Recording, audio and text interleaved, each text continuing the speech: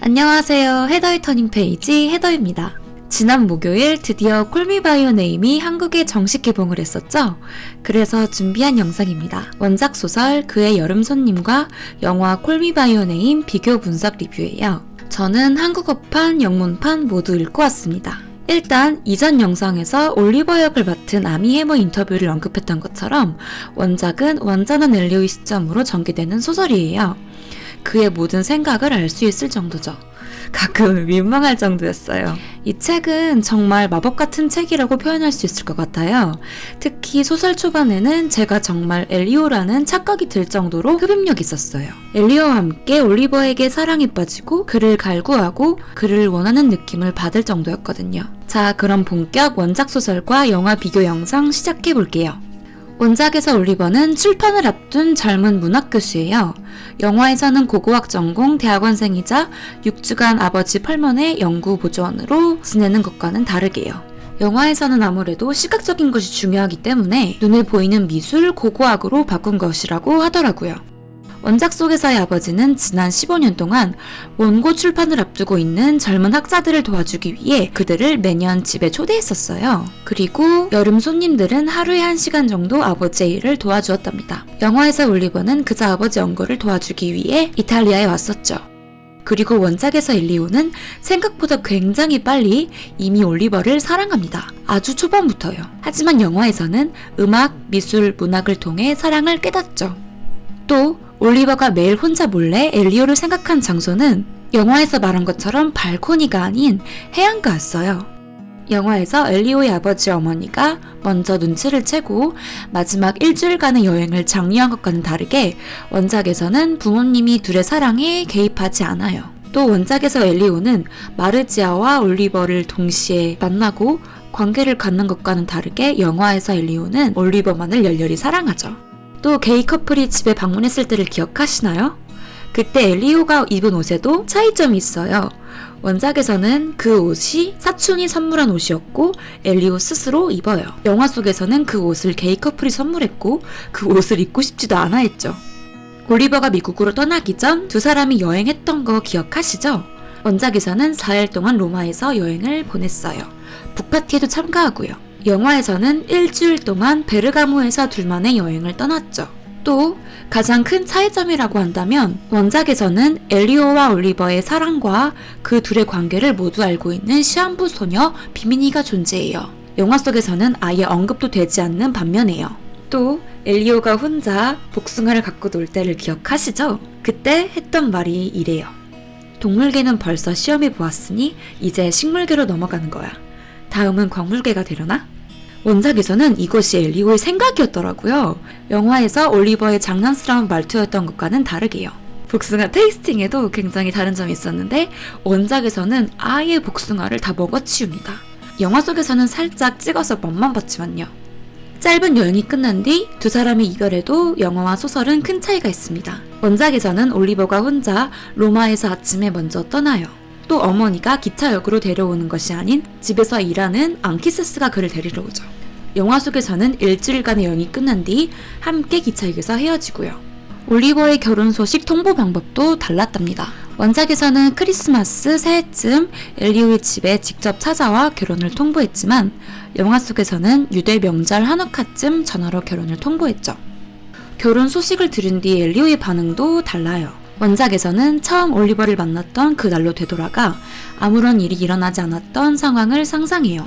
영화에서는 올리버와 함께 보낸 이탈리아의 뜨거운 여름날을 연상시키는 불타는 난로 앞에 앉아 눈물을 흘렸지만요. 또 전반적인 엘리오의 태도도 굉장히 달라요. 원작에서는 사랑을 확인한 뒤 굉장한 현자 타임을 겪고 까칠해져요. 정말 엄청나게 까칠합니다. 전형적인 10대 소년의 모습이었죠. 올리버가 엄청나게 배려하는데도 하지만 영화 속에서는 올리버만을 바라보는 순정파죠. 올리버의 태도도 많이 달라요. 원작 속의 올리버는 너무나도 어른스럽고 엘리오를 정말 사랑했기 때문에 항상 배려하는 남자라고 말할 수 있을 것 같아요. 영화 속에서의 올리버는 사실 러닝타임의 문제 때문인지 각색으로 인한 것인지는 몰라도 올리버가 사랑에 주춤하는 캐릭터로 보였어요. 제 생각입니다. 그리고 더 자세한 원작 소설과 영화 이야기 시작해 볼게요. 원작은 챕터 1, If Not Later, When, 나중에 아니면 언제, 챕터 2, Monet's Bomb, 모네의 언덕, 챕터 3, The San Clemente Syndrome, 산클레멘테 신드롬, 챕터 4, Ghost Spots, 텅 빈 자리로 구성되어 있어요. 원작 소설은 챕터의 제목이 정말 그 챕터의 모든 테마를 담고 있어요. 결론이 각각의 챕터라고 할 수 있을 정도로요. 제1부 If Not Later, When, 나중에 아니면 언제부터 시작해 볼게요. 콜바넴의 원작 그의 여름 손님은 과거를 회상하며 전개되는 소설인데 바로 이 문장과 함께 시작돼요. 그의 여름 엘리오는 나중에요 라는 말로 작별 인사를 하는 사람을 처음 만나보았고 이 말을 쓰는 올리버를 냉정하고 퉁명스러워 보이고 상대방을 무시하는 듯한 말을 하는 사람이라 여겼죠. 또 처음에는 엘리오가 올리버의 여름날을 6 long weeks, 6주간의 긴 시간이라고 묘사했을 정도로 그와의 첫 만남에서 올리버가 무례한 사람이라고 느껴요. 소설 첫 부분에 언급되는 올리버에 대한 묘사가 굉장히 재미있어요. 파란 셔츠, 프로에 쳐진 칼라, 선글라스, 밀짚 모자, 조금 해진 에스파드를 신고 있는 올리버의 모습이 영화 속의 올리버와 정말 똑같거든요. 아미의 캐스팅 굿, 코디 언니 굿, 감독님 굿. 영화에서 엄청 짧은 하얀 테니스 반바지를 왜 이렇게 자주 입나 했더니 원작에서의 올리버가 자주 입었더라고요. 이것 때문에 아미 히머가 굉장히 애를 먹은 일화 인터뷰가 있으니 한번 구경하러 가보세요. 이스터에그 드립을 치더라고요. 그렇게 엘리오와 올리버 두 사람은 취미를 이야기하기 시작하는데 서로의 공통점은 조깅이었어요. 그래서 엘리오가 산책로를 소개시켜주려고 했지만 나중에요를 하고 또 떠납니다. 계속되는 나중에요 때문에 이후 엘리오는 오죽했으면 말할 때 최소한으로 말하고 최대한의 정보를 넣으려고 애썼어요. 그리고 기타 편곡 중인 하이든의 마지막 7말씀에 대해 이야기할 때 마침내 올리버가 큰 관심을 보였죠. 그렇게 엘리오가 그도 나를 좋아하는 거야 라고 느끼는 순간 올리버는 또 싸늘해져요. 이런 올리버의 마음을 엘리오가 어떻게 쉽게 캐치해낼 수 있었을까요? 불가능이죠. 영화의 피아노 씬에서 리스트 버전 편곡이네, 부송이 버전이네, 바하의 버전이네 하는 것이 전 사실 이해가 잘 안 갔었는데 원작을 보면서 왜 이 장면이 들어가야 했는지 알 수 있었어요. 맨날 올리버가 오락가락하며 갑자기 쎄하게 굴었기 때문에 엘리오는 올리버보다 더 잘 알고 있는 음악을 통해 그에게 나름의 안달을 주려고 한 거였더라고요. 소설을 보다 보면 정말 웃긴 부분이 많아요. 특히 어깨 만지는 씬이 그런 것 같아요. 어깨를 만지는 순간부터 책 속의 엘리오는 정말 좋아 죽거든요. 또 사실 별로 아프지도 않았는데 일부러 관심을 끌려고 아픔을 참으려는 표정까지 지었죠.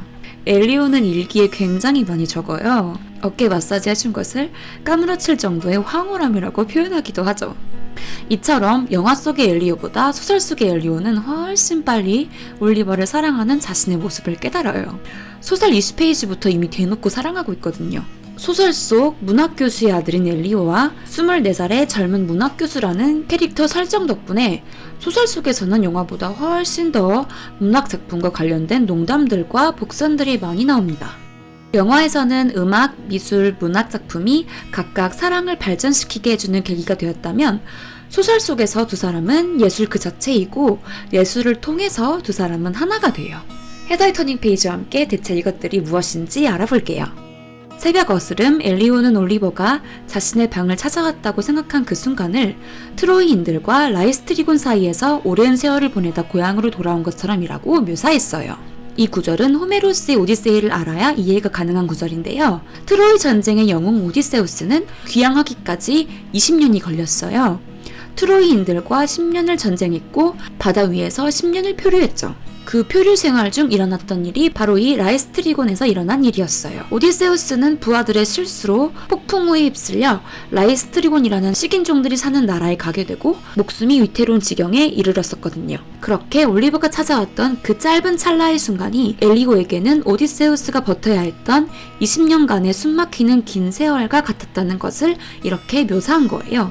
또 현재 시점에서 20년 전의 과거를 돌이켜보는 엘리오는 과거의 올리버를 이렇게 회상해요. 그가 좋아하니까 문어와 헤라클레이토스, 트리스탄을 좋아하게 되고 여기서 나오는 트리스탄은 예술계에서 가장 유명한 커플 트리스탄과 이졸데의 그 트리스탄이 맞아요.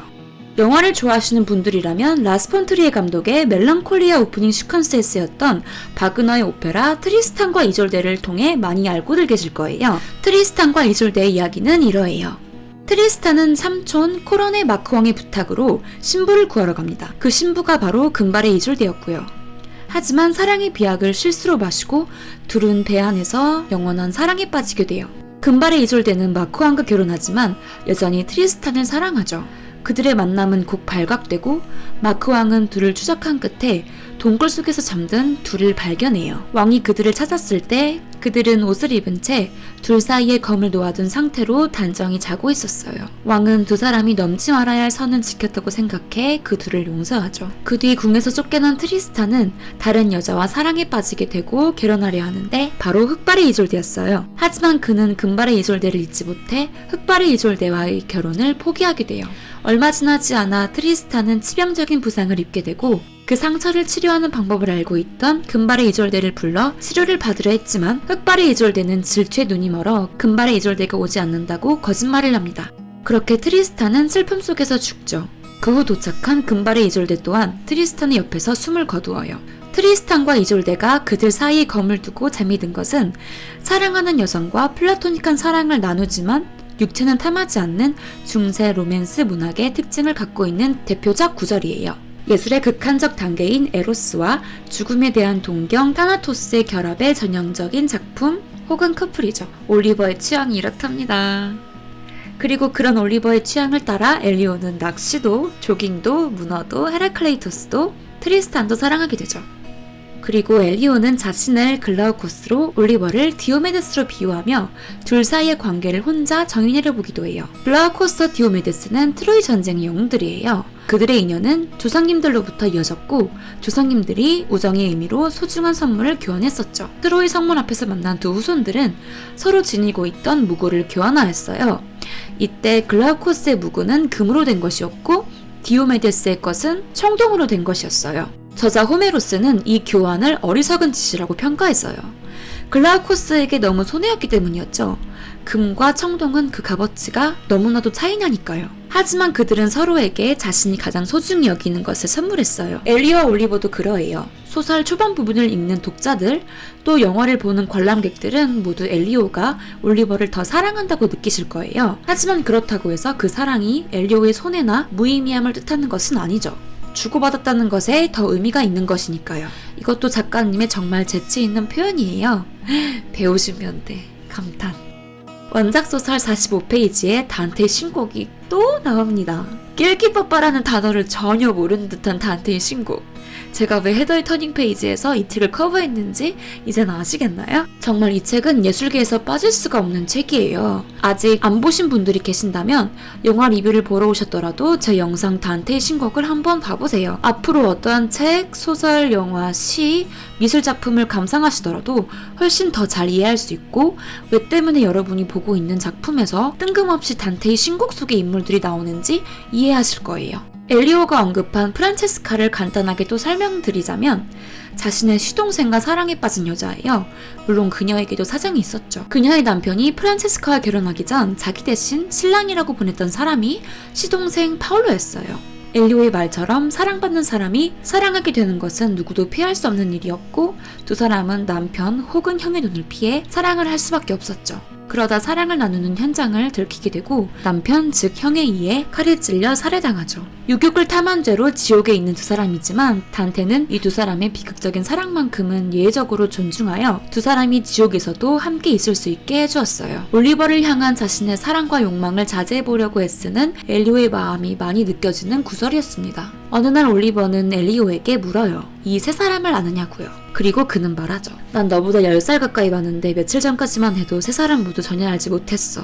이해가 안 되는군. 그러자 엘리오는 대답해요. 뭐가 이해 안 돼요? 아버지는 대학 교수고 어릴 때부터 집에 TV가 없었어요. 이제 이해돼요? 이 세 사람에 대해 나눴던 대화는 이후 엘리오에게 큰 기쁨을 주는 계기가 돼요. 아타나시우스 키르어는 17세기 독일의 만능학자예요. 아인슈타인과 공통점이 많았던 사람이라고 말할 수 있을 정도로요. 주세페 벨리는 소네트, 시 일종인 이 소네트 형식을 이용하여 약 2000편의 로마 방언의 풍자시를 쓴 유명한 시인이에요. 파울첼라는 루마니아 유대인 출신의 독일어 시인이에요. 영화를 보셨던 분들이라면 다윗의 별의 목걸이를 항상 지니고 있는 올리버와 유대 명절 하누카를 지내는 엘리오를 통해 이 두 사람이 유대인이라는 걸 알고 계셨을 거예요. 첼라는 부모를 죽인 독일인들의 언어 독일어가 그의 모어였고, 모어로 독일의 아우슈비츠 만행을 고발하는 시를 창작했어요. 그의 투명함과 순수함을 담고 있는 시는 아직까지 많은 사랑을 받고 있죠. 이 세 사람을 물어본 지 얼마 지나지 않아 올리버는 키아라라는 엘리오의 친구와 데이트 중이었는데, 엘리오는 그들을 이용해 자신의 사랑을 억누르려고 노력해요. 그 두 사람이 춤추는 것을 본 다음날부터는 조깅을 같이 하러 가지도 않고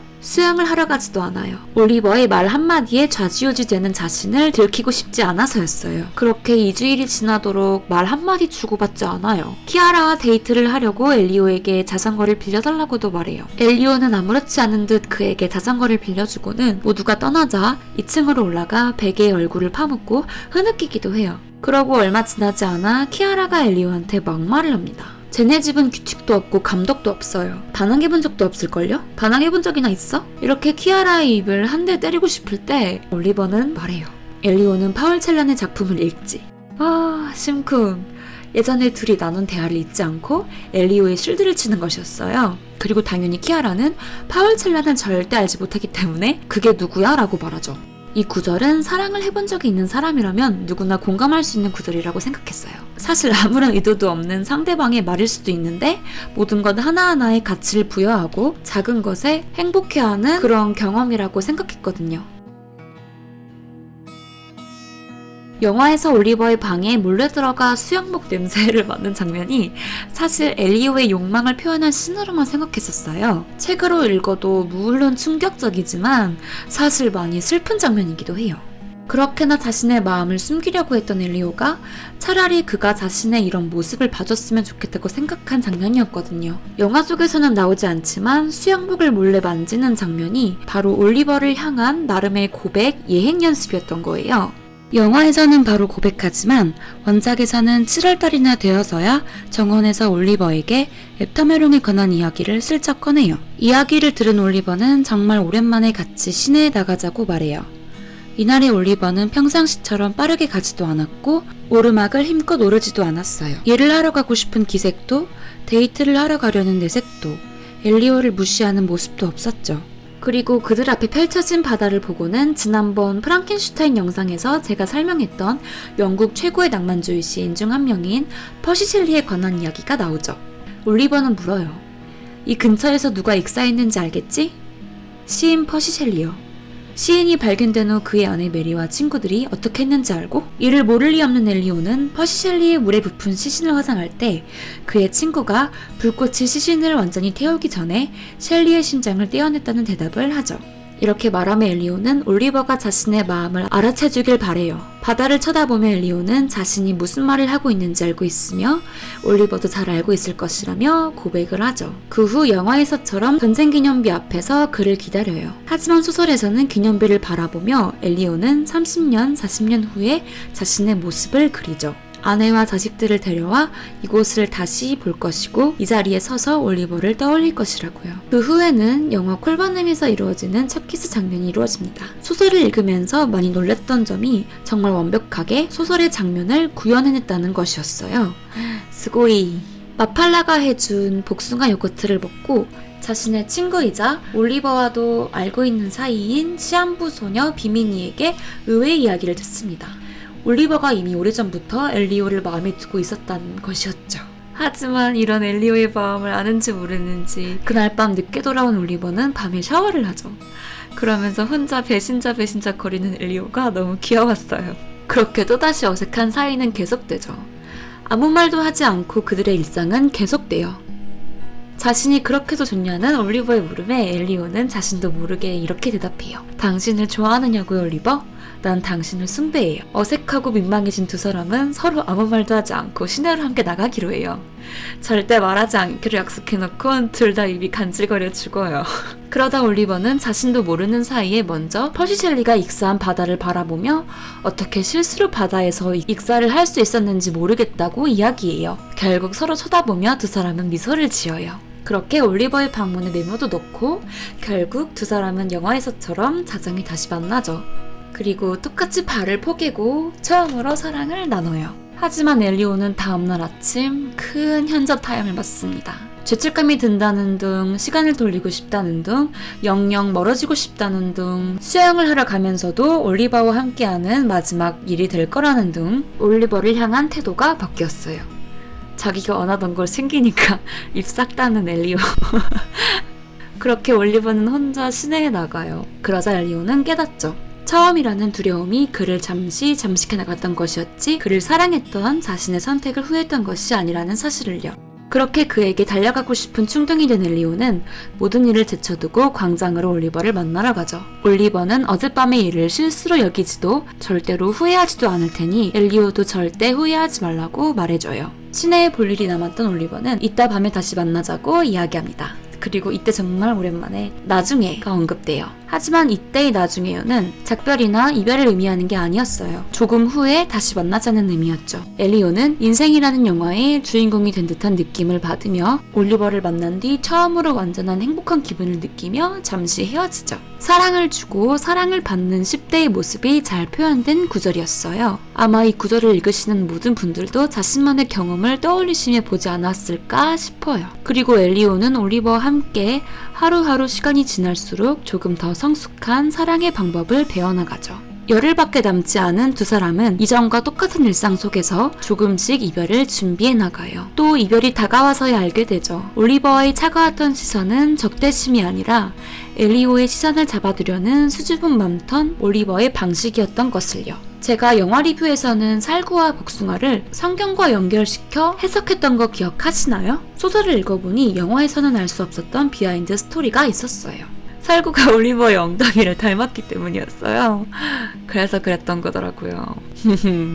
또 영화에서는 올리버가 복숭아를 살짝 찍어 먹지만 소설 속에서는 과육까지 다 먹어 치웁니다. 이유가 무엇이었을까요? 소설 속에서 복숭아는 엘리오 그 자체를 상징합니다. 엘리오의 할아버지의 이름도 엘리오였죠. 그리고 할아버지는 또 자신의 윗세대에게 물려받은 이름이 엘리오였고요. 그렇기 때문에 그들이 뿌리 내린 이곳에서 자라난 복숭아는 더군다나 엘리오의 흔적이 가득한 그 복숭아는 엘리오 자체라고 이해할 수 있는 거예요. 그리고 그렇게 부끄러움이 많던 올리버는 처음으로 단 한 번도 시선을 돌리지 않고 엘리오를 쳐다보며 복숭아를 다 먹어요. 그가 할 수 있는 최고의 사랑 고백이었던 셈이죠. 너무 로맨틱하죠? 영화 속에서 엘리오가 복숭아를 찍어 먹는 올리버를 향해 왜 그렇게 부끄러워했는지, 왜 그런 슬픈 눈물을 터뜨렸는지 이제 이해 가시나요? 첫사랑이라 이런 사랑이 부끄러워 울었고 올리버의 마음이 느껴져 고마워 울었던 것이었어요. 8월이 되고 올리버는 미국으로 떠나기 전 4일간 로마에 들려 북파티에 참가했어야 됐는데 엘리오에게 함께 가자고 제안하죠. 영화와는 많이 다르죠? 로마에 도착한 두 사람은 행복한 시간을 보내지만 단테의 동상을 바라보며 우리가 한 집에서 영원히 같이 살 수 있으면 좋겠어요 라고 생각을 하며 이별의 슬픔을 삼켜요. 북파티에 참석한 엘리오는 이별 끝에 다가올 새로운 사랑에 대해 상상해보지만 올리버가 아닌 다른 사람은 진심으로 사랑할 수 없을 것 같다고 느끼죠. 하지만 파티의 한 시인이 말하는 산클레멘체 신드롬에 대한 이야기, 수많은 조각으로 나뉘어져 있지만 저마다 다 나라고 소리치는 나에 대한 말을 듣게 되고 올리버가 그를 떠나고 난 뒤에 자신의 모습도 자신이고 다른 사람을 만나는 자신의 모습도 자신이라는 것을 깨닫죠. 그리고는 이별의 슬픔에 젖어 있기보다는 마지막 순간까지 즐기고 행복해합니다. 북파티가 있던 로마에서의 그날을 내 인생이 가장 아름다운 밤이라고 묘사하면서 두 사람의 마지막 밤은 끝을 향해 가요. 그렇게 올리버는 아침이 되자 엘리오를 훌쩍 떠났고 엘리오는 올리버가 없는 집에 돌아오죠. 모든 것이 똑같았지만 단 하나, 올리버의 빈자리는 아니었어요. 미국에 도착한 올리버는 엘리오에게 전화를 걸어와요. 그리고 엘리오는 말해요. 죽을 때까지 로마를 잊지 못할 거예요. 나도 라고 올리버도 말하죠. 수화기 너머의 올리버는 여전히 조심스럽고 친구들과 함께 있는 그는 그들의 사이를 들키고 싶지 않은 듯한 행동을 취해요. 소설 속 엘리오는 자신의 부모님은 항상 자신의 모든 것을 캐치한다고 말한 적이 있어요. 로마 여행 이후 달라진 아들의 모습을 아버지는 알아차렸을 것이고 엘리오에게 로마 여행이 어땠냐고 물어봅니다. 영화에서처럼 엘리오는 아버지에게 올리버와의 사랑을 들키지 않으려고 굉장히 애써요. 그러다 아버지는 엘리오에게 좋은 사람이라는 표현을 쓰고 제가 콜바님 리뷰 영상에서 길게 소개해드렸던 아버지의 충고와 조언이 엘리오의 마음을 녹입니다. 영화와는 다르게 그의 여름이 두 사람의 마지막은 아니었어요. 올리버는 크리스마스 직전에 와서 새해를 함께 보내기도 했죠. 하지만 엘리오는 상황이 조금 변했다는 것을 느낍니다. 그가 왜 이곳에 오기 전에 따로 이 모든 걸 언급하지 않았을까? 라고 생각하죠. 아니나 다를까 그날 밤 올리버는 2년 동안 만났던 여자와 결혼한다는 말을 해요. 그리고 엘리오는 상상합니다. 처음 올리버를 만났던 그날로 되돌아가 둘 사이에 아무런 일이 일어나지 않았던 그 상황을요. 그 다음의 여름 올리버는 결혼을 했고 비미니는 죽었습니다. 하지만 엘리오는 올리버에게 편지 한 통도 보내지 않았죠. 그의 마지막 편지를 받은 지 9년이 흐른 여름날 부모님이 미국에 있는 엘리오에게 전화를 걸어와요. 올리버가 자신의 아내와 두 아들과 함께 엘리오의 집에 온 것이었어요. 9년 전의 여름날처럼 서로의 이름을 불러봅니다. 하지만 눈물이 차올라 올리버는 수화기를 다시 어머니에게 건넸고 어머니는 말해요. 올리버가 목이 메었구나. 그렇게 또 4년이 지나고 엘리오는 올리버가 있는 대학에 찾아가 그의 강의실에 앉아있다 강의가 끝난 뒤 정리를 하고 있는 올리버에게 다가가요. 그를 찾아간 이유가 무엇이었을까요? 예전처럼 돌아가고 싶어서? 아니면 그가 가족들과 어떻게 살고 있는지 보고 싶어서였을까요? 올리버는 똑같았어요. 얼굴도 머리도 피부도요. 손등에 있는 흑점을 제외하고요. 큰아들이 15살이며 지금의 엘리오보다 자신의 큰아들이 그 여름날의 엘리오와 더 가깝다고 장난 섞인 어투로 올리버는 말해요. 그렇게 그들은 가장 행복했었던 그날들에 대한 말을 나누고 덤덤하게 앞으로 다가올 죽음과 지금까지 살아온 이야기들을 공유해요. 올리버는 말해요. 지금 널 이렇게 보고 있으니 20년 동안 혼수 상태에 있다가 깨어난 것 같아. 일어나 보니 아내는 떠나버리고 자식들은 커가는 모습도 보지 못한 채 장성했고 부모님은 오래전에 돌아가시고 친구는 하나도 남지 않았어. 거울 속에 비친 얼굴은 립밴 윙클처럼 하얗게 새어버렸어. 여기서 나오는 립밴 윙클은 1819년 출간된 미국의 문학작품 그 립밴 윙클이에요. 미국이 독립하기 전 술에 취해 숲에서 잠든 남자가 하룻밤 자고 눈을 떴더니 20년이 지나가 버렸다는 이야기입니다. 살던 곳으로 돌아온 립밴 윙클은 이제 하나의 전설이 되고 말죠. 하지만 더 이상 자신에게 잔소리를 하던 부인도 친구도 죽어버린 뒤였죠. 20년이 지난 뒤 그에게 남은 것은 무엇이었을까요? 이 작품은 미국인 작가가 미국을 배경으로 쓴 최초의 미국식 단편소설이에요. 그 전까지는 모두 자신들의 고향 유럽을 배경으로 창작을 했었거든요. 그렇기 때문에 미국 문학사에서 굉장히 중요한 작품입니다. 영국의 식민지에서 벗어난 당시 미국인들의 사상을 반영한 작품이에요. 식민지배에서 벗어나 이제는 왕도 없어졌고 이상한 국기 상조기가 곳에 있었죠. 미국인들의 정신적 허무함과 사회적 혼란을 묘사하는 동시에 앞으로 나아가야 할 방향을 제시한 작품이에요. 올리버는 이 립밴 윙클이라는 민관 설화를 이용해 뜨거운 그의 여름이 지난 뒤 자신의 인생이 립밴 윙클이 그려있던 것처럼 순식간에 지나간 것이라 표현한 거예요. 역시 올리버는 문학 교수가 맞아요. 사실 그의 여름 손님의 원작 작가도 뉴욕대에서 비교 문학을 가르치는 교수거든요. 그래서 이러한 문학적 비유들이 굉장히 많아요. 13년 만에 만난 그들 사이에는 많은 말들이 오갔고 많은 술잔이 오갔지만 과거에 있었던 일들이 되풀이되지는 않았어요. 그 아슬아슬한 줄타기를 성공한 셈이었죠. 하지만 두 사람은 똑같았죠. 오늘 밤에 일어날 일을 술이 결정해 주기를요. 그리고 시간이 다시 지나 올리버가 로마에서 프랑스를 가는 길에 딱 하루 이탈리아에 위치한 엘리오의 집에 들릅니다. 20년 만에 그 집에서 다시 만난 두 사람이었죠.